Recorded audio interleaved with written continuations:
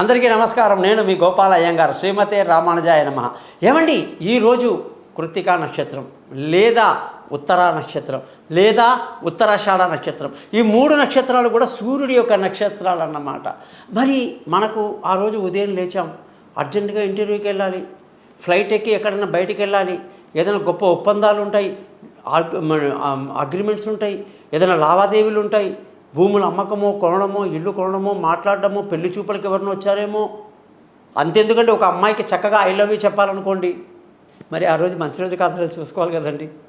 కాబట్టి నేను చెప్పేది ఏంటంటే, ఈ నక్షత్రాలు ఉన్న రోజున మీరేం చేయాలి అంటే, చక్కగా ఉదయమే లేచి స్నానం చేసి తూర్పు వైపున సూర్యుడు ఉదయిస్తాడు ఉంటాడండి.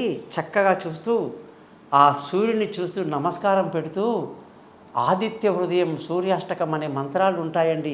అది చదవడమే కాదు, స్నానం చేశారు, చక్కగా రెడీ అయ్యారు, మంచి బొతికిన బట్టలు వేసుకున్నారు, స్వామిని ఉదయిస్తుంటే దర్శనం చేసుకున్నారు. నేను చెప్పిన ఈ మంత్రం వినండి.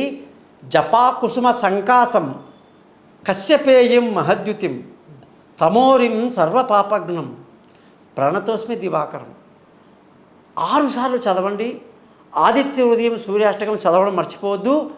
స్వామి, ఇవాళ మీకు 6 చపాతీలు మధ్యాహ్నం చక్కగా భోజనం పెడతాను, 1/2 గ్లాసు పాలు నైవేద్యం పెడతా.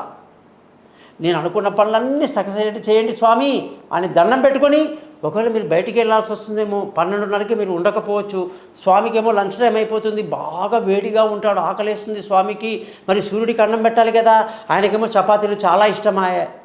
అప్పుడు ఈ చపాతీ 6 సంఖ్య 6ఏనండి, మళ్ళీ 7, 4, 5 కాదండి, 6 అంటే 6. పక్కన గ్లాస్ పెట్టుకొని చక్కగా నైవేద్యం పెట్టి స్వామికి మంత్రాలు అవి చదువుకున్న తర్వాత వీలైతే ఆదిత్య హృదయం మళ్ళీ చదవండి. ఎందుకంటే అందులో రాశాడండి, త్రిరాచమ్య శుచిర్భూత్వా ధనురాధాయ వీర్యవాన్.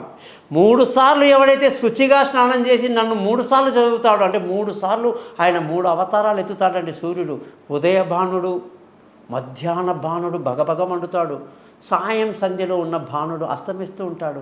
కాబట్టి 3 సార్లు చదవమని చెప్పేసి మనకు ఆదిత్య హృదయంలో మనకు అగస్త్య మహాముని చెప్పారండి. కాబట్టి చదవండి.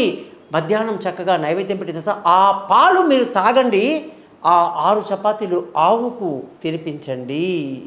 ఇలా చేయటం వల్ల మీరు ఆ రోజు ఏ పని అనుకున్నా సరే, కృత్తికా నక్షత్రం, ఉత్తరా నక్షత్రం, ఉత్తరాషాఢ నక్షత్రం తప్పకుండా మీకు చక్కటి ఫలితాన్ని ఇస్తుంది.